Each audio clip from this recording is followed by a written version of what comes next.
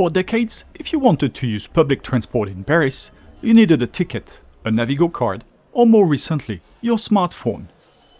But that's about to change. Île-de-France Mobilités has just announced the next phase of its ticketing revolution, paying directly with your bank card. No ticket, no Navigo card, no smartphone app, just your credit card. But before you get too excited, there are some important limitations you need to know about. Earlier this week, I was invited to attend a press conference hosted by Île-de-France Mobilités and the president of the Paris region, Valérie Pécresse, where they announced the next major change coming to public transport in Paris. The headline announcement? The gradual introduction of bank card payment across the Paris public transport network. But who is this really for? When will it become available? How much will it cost? And perhaps more importantly, should tourists actually use it? Let's see what's in store for you.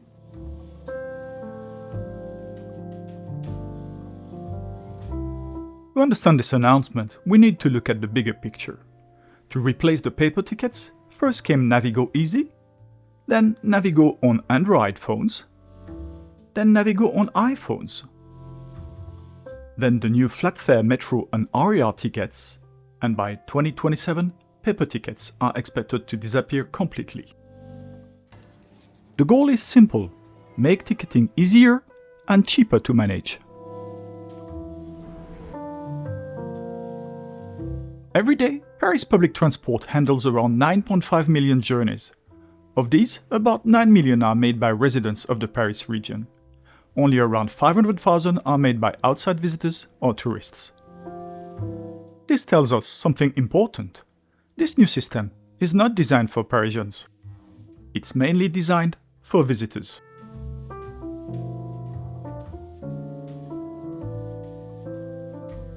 According to the survey presented by Île-de-France Mobilités, most tourists still buy their tickets from ticket machines or ticket counters when they arrive. And most of them use simple metro RER or bus tram tickets, which means queues. Lots of queues.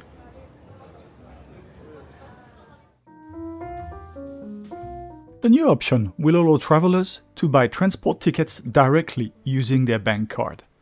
No Navigo card required, no app required, no ticket machine required.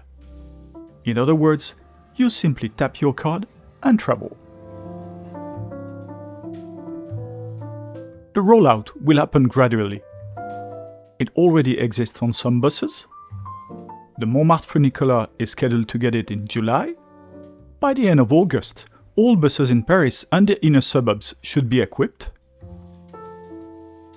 Then selected metro lines will follow in 2027, starting with lines that are heavily used by visitors.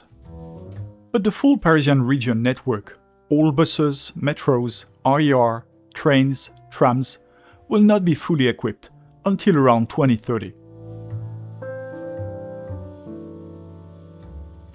Before we talk about pricing, let's look at how this new system will actually work. According to the information presented during the press conference, you'll simply use a contactless bank card to pay for your journey. The system will support the major international payment networks, including Visa and MasterCard. One thing worth noting is that American Express is not currently part of the announced system. Another interesting feature concerns families and small groups. A single bank card will be able to validate up to 5 passengers. So if you're traveling as a family, you won't need one bank card per traveler. Now I have to say that this is one of the details I'll be most interested in testing once the system becomes available on the metro network. Because in theory, it sounds very convenient, especially for tourists arriving in Paris for a short stay. However, convenience comes at a cost, and that's where things become really interesting.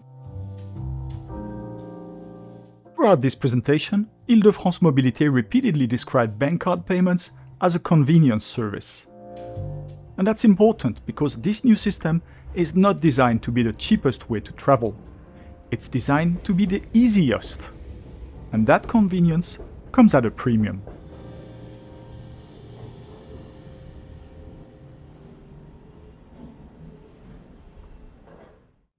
To understand why, we need to look at how this system is being financed.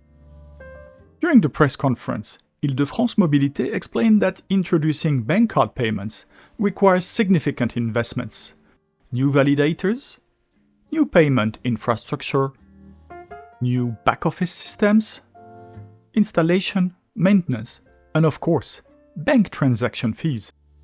So the question becomes, who is going to pay for all of this? According to Île-de-France Mobilités, the answer is simple. Not the residents of the Paris region.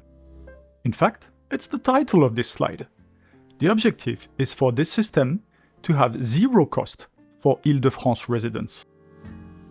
The idea is that the additional amount charged on bank card journeys will cover both the investment and operating costs of the system. In other words, because this service is primarily designed for tourists and very occasional travelers, Île-de-France Mobilités wants those users to finance the system rather than increasing transport costs for Parisians. And to me, as a Parisian, it sounds absolutely logical. Which brings us to the practical question: how much more will tourists actually pay? A bus or tram ticket will cost 50 cents more, which is roughly a 24% increase. A metro, train or RER ticket will cost 80 cents more, an increase of about 31%. And an airport ticket will also cost 80 cents more, although in that case the increase is much smaller, around 6%, because the ticket already costs 14 euros. Now, whether that's expensive or not is really a matter of perspective. If you're a tourist making a single journey and you avoid queuing at a ticket machine, you may find the convenience well worth the extra cost. But if you're spending several days in Paris and using public transport regularly, those surcharges can add up surprisingly quickly. Then there are definitely better options: Navigo Easy and Découverte cards. For more on those, I strongly advise you to watch this video: Master the Metro in Paris, Metro, Navigo, Tickets in 2026.